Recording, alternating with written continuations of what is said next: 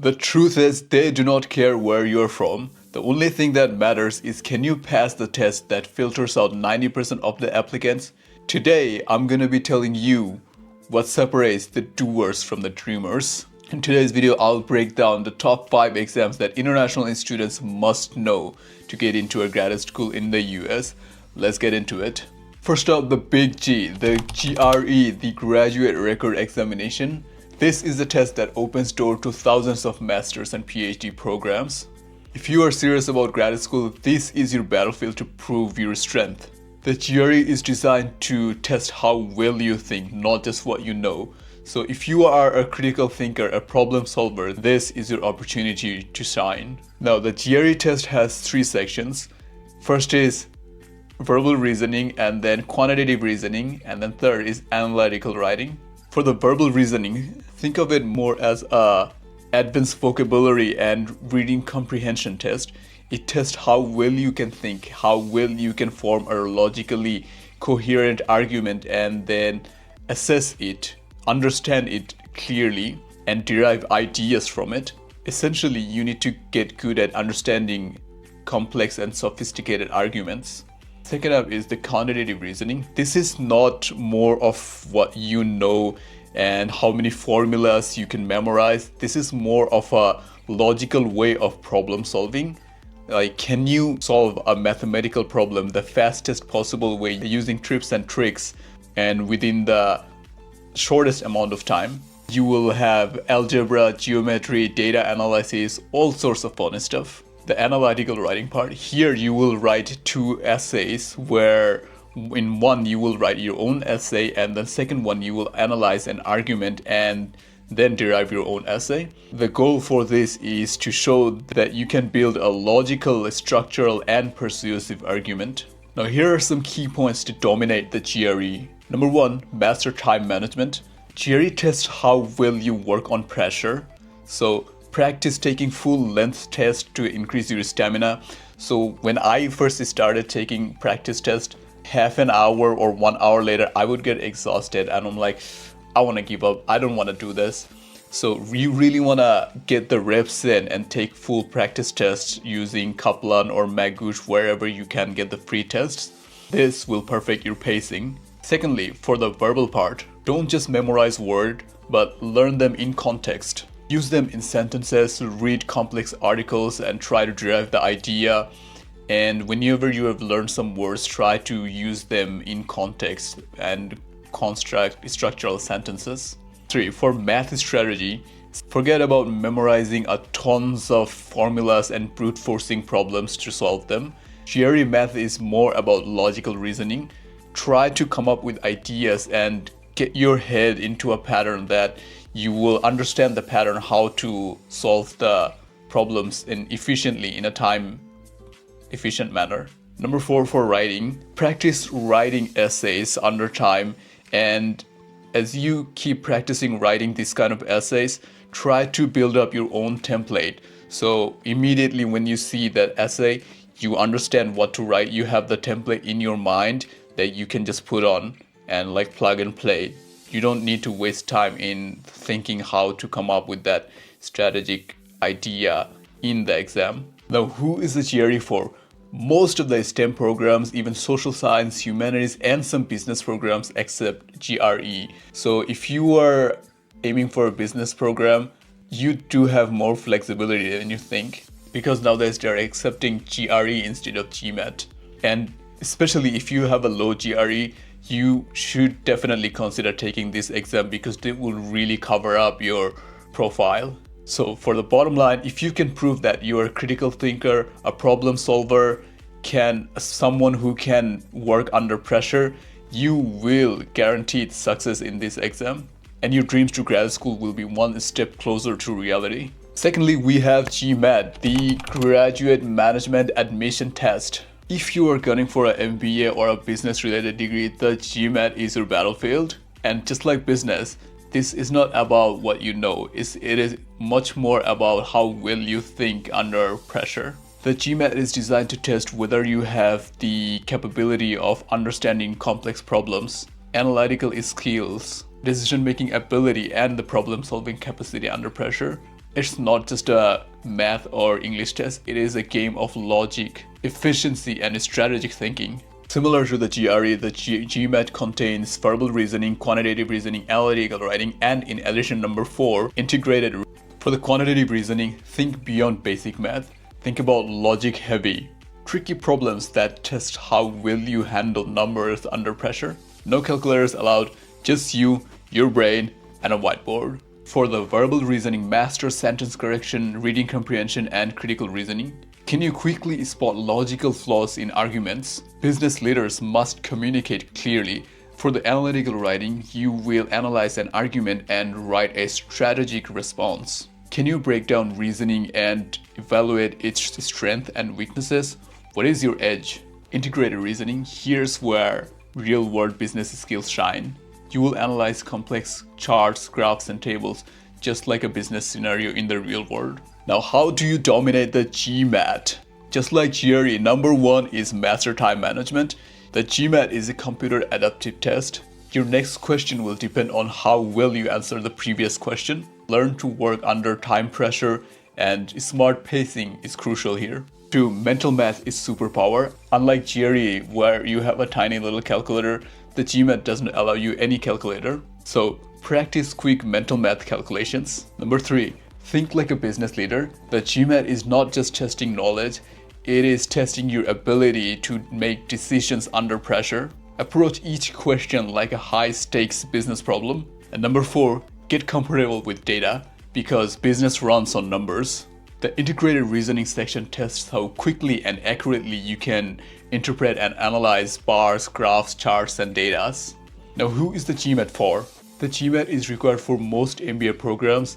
While there are some top schools that accept GRE instead of GMAT, a GMAT still proves that you can handle the analytical rigor of an MBA program. If you think yourself of a business leader, a future business leader, and stand out in the business world, this is your chance to prove that you have the skills, mindset, and discipline to excel. Alright, number 3, we got the TOEFL, or the test of English as a foreign language. If English is not your first language, this is your ticket to get into a top US university. But the TOEFL is just not about knowing English, it's about proving that you can thrive in an academic environment where everything happens in English, from group lectures to discussions to writings and communication with your professors. So what does the TOEFL test contain? It tests all 4 aspects of language: listening, reading, writing, and speaking. The reading part. Can you understand academic texts like research articles and textbook excerpts? This section tests your ability to infer key meanings, extract ideas, and identify arguments. For the listening section, you'll hear lectures, conversations, and discussions. Just like in a real-world classroom, the key is to catch the details, tone, and intent. For the speaking part, you will answer questions, express opinions, and summarize information in spoken responses. Can you speak clearly, fluently, and confidently under time pressure? For the writing section, there are 2 tasks: summarizing a lecture and a reading passage, then writing an opinion-based essay. Here, your ability to structure ideas logically and use strong academic vocabulary is crucial. Now, how do you master the TOEFL? 1. Get used to American English. This test features American accent and academic words. Watch documentaries, interviews, TED Talks, and university lectures to train your ear. I'm planning to make separate videos on how to really excel on TOEFL and IELTS, so keep an eye on the channel for that. 2. Practice speaking under time pressure. Fluency matters more than perfection.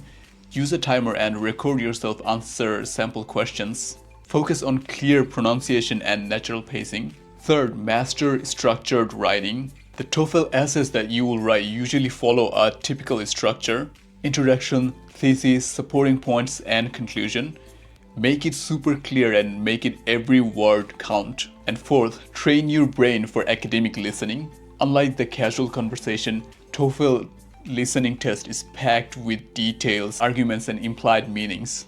Practice taking quick notes while listening to these tapes while you practice. Now, who needs the TOEFL?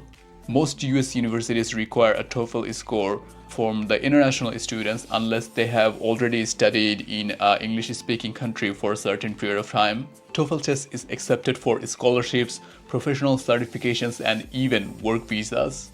TOEFL is not just about showing that you know English, it's about proving that you will excel in an English academic environment. So train like a champion, show that what you're capable of. In number 4, we have IELTS, the International English Language Testing System. The IELTS is another great English language test which is widely accepted in the US university as alternative to the TOEFL. If you prefer the British English and also face-to-face talking or a slightly different test format than the TOEFL, then the IELTS is for you. This one is the one that I took.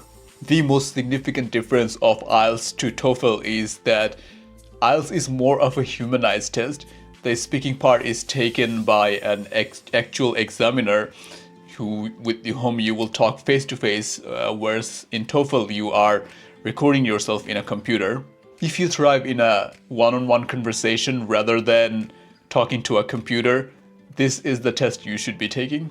Now let's see how IELTS is different than TOEFL. So IELTS literally have the exact same parts such as reading, writing, speaking, and listening, same as your TOEFL. But for the listening part of IELTS, they will have you listen to different forms of accent like British, American, Australian, Canadian. So get comfortable with different pronunciations. For the speaking part, as I already mentioned, unlike TOEFL, there is face-to-face talking.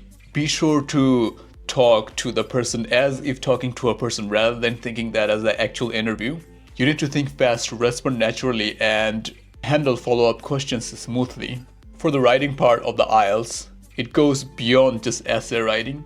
You will describe charts, graphs, and trends, requiring clarity, precision, and strong data interpretation skills. For the reading part, IELTS focuses on both academic and sort of general level reading, whereas TOEFL exclusively focuses on university level texts. Here's how you would nail the IELTS. Firstly, train your ears for global English. Since the IELTS focuses on diverse accents such as British, Aussie, and a bunch of other different ones, immerse yourself in English as much as possible. Listen to interviews, podcasts, YouTube videos, and podcasts and news channels from different countries. And secondly, master precise, brief answering. Unlike TOEFL, IELTS values concise answer. In the writing section, practice summarizing visual data and graphs clearly and concisely. Thirdly, practice speaking with a partner. Since for the speaking part you will talk with an actual examiner, try practicing this again and again with a study partner or a tutor. Focus on clear pronunciation, natural pacing, and overall be confident for your delivery. Number 4, master graphs and chart interpretation. Many test takers struggle with the writing task 1 where they have to interpret charts, graphs, or tables in a concise and clear manner. Practice writing these kind of essays, especially with the time restrictions. That will give you the necessary reps to deliver it fully on the test day. Now, why you should be taking the IELTS? Almost 95% of the US universities accepts IELTS score as an alternative to TOEFL. It is widely recognized in all other English-speaking countries like Canada, Australia, UK, and the European countries. So if you are opting for other countries except US, this is the right choice for you. Also, some workplaces and immigration programs prefers IELTS, making it as the strategic choice for your goals. If you are a natural conversationalist who would like to work with multiple English accent, this is the winning choice for you. Prepare with confidence, stay sharp, and take control of your future. And lastly, the 5th type of exam, which would be the subject-specific tests. If you are applying to a specialized program, you might need to take these specialized exams. Now, these aren't for everyone, but if your program requires one, take preparation early. These tests are quite challenging, but with the right preparation and timing, you can excel. Unlike the GRE and GMAT, which are more generic and diverse throughout the subject fields, these exam focuses on a specific field and goes deeper into the subject. You can't rely solely on the general test-taking strategies. You need deeper knowledge on the subject material. First up, the GRE subject test. These could be physics, math, or even psychology. Some STEM and research-intensive PhD and master's programs require you to take that specific subject tests. These tests will test your knowledge beyond the surface level field. If you are applying for a highly technical field, verify if your program requires these kind of tests. Secondly, we have LSAT, the Law School Admission Test. For the aspiring lawyers, this is your ticket to get into a law school. It is logic intensive and tests critical thinking, argument analysis, and reading comprehension. MCAT or Medical College Admission Test. For the future doctors, this is your Everest. The MCAT covers biology, chemistry, physics, psychology, and critical reasoning. It is perhaps the most challenging standardized test available. Next up, DAT or the Dental Admission Test. For all the future dentists, this is what you should be taking on. This exam tests natural sciences, reading comprehension, and perceptual ability. Now, how you should prepare if you are required to take a subject-specific test. Number one is know your program's requirement thoroughly. Never assume that the GRE or GMAT test is sufficient for your program.